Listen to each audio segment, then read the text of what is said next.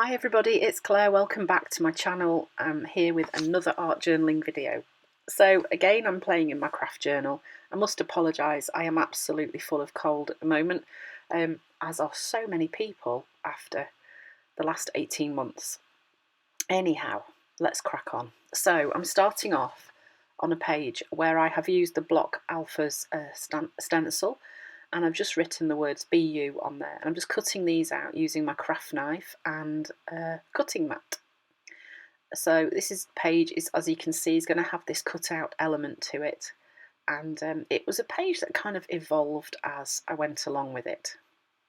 I had an idea that I was going to start off using this cutout element, but didn't really know where I was going to go with it. And it really did just kind of happen as I went along. Sometimes those are the best pages, the ones that you end up being happiest with when you start with no real clear idea, just a starting point. So this is how it went. So then I started adding some paint to the page. So this is some Carnation from Dina Wakley Media, and just adding like a stripe of that through the middle of the page. Because the colours look so amazing on the craft background, I love to leave some, or try to leave some of the craft showing through. So I'm doing the same on the reverse of those pages too, and just painting that lovely pale pink colour in a stripe across the middle of the page.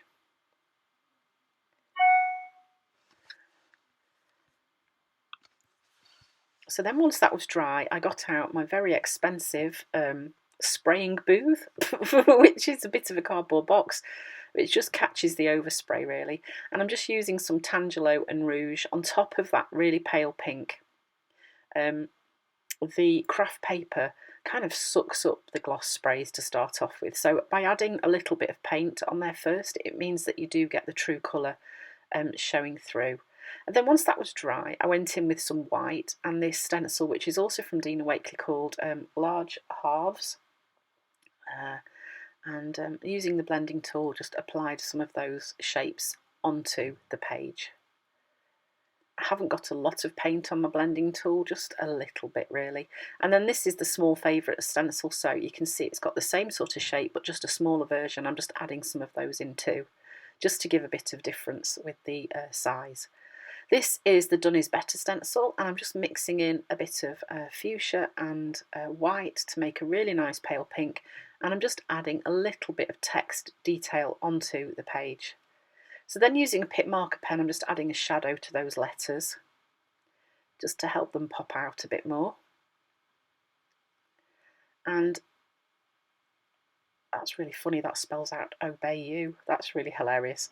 Then I'm just adding some black paint onto these letters. I decided I was going to use these. This was really fiddly, as you can see.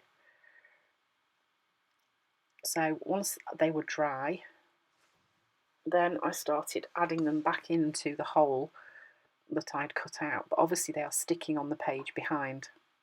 I'm using my double-sided tape gun, which has been one of the best things I have bought recently, I think.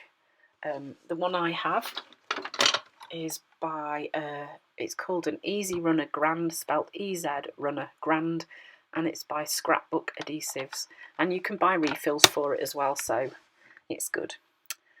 So once I'd stuck these letters through into the gap, you can see those words then pop out, and it also meant that the words were there on the background page too. So then this is a chipboard figure from Dina Wakley. It's from the Women pack, as you can tell. So I added some black paint to her, and she is going to be stuck on that page on the left. So next it was time for some collage paper, just to ground the lady so she wasn't floating in the air.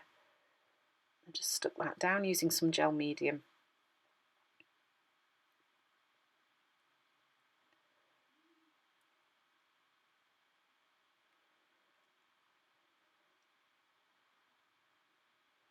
And then I'm just layering it over the top just to create a bit more depth with the text that's there. This is Dina Wakley's ultra thick gel medium, so I'm adding a bit of that and then using a clip just to help that stay in place while it dries. So then I'm just using some of my Posca pens just to add some mark making, which is usually starts off as dots on my pages, as you know if you've watched my videos before. I start off with that and then kind of work out from there. Then I decided I was just going to use a Posca pen to add some words onto the page. Don't change so people will like you. And then once I've got my letters in and I know where they're going to go, I then usually go over them again and just either thicken up one side or all of it, or just change the font a little bit. So you can see how the words be you work in this quote here. So don't change so people will like you, be you, and the right people will love the real you. It's a good message. Not always easy to do, especially when you're younger. And then I'm going over these words using my white gel pen, Signo Uniball, just to push those letters away a little bit back into the background.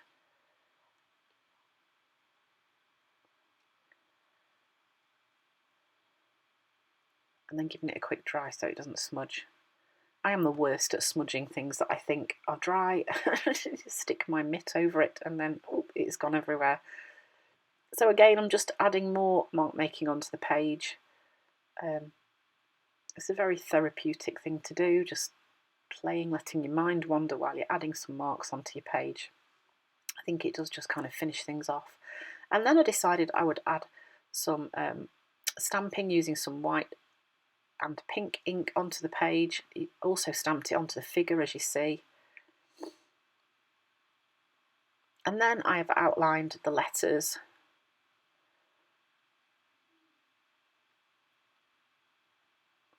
using the white Signo Uniball.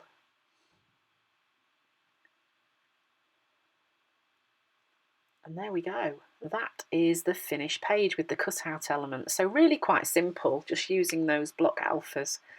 So I hope you've enjoyed the video. Thank you for watching. Here's a quick flip of the how it looks when you turn the page over too. So thanks for watching, guys. I'll see you again soon.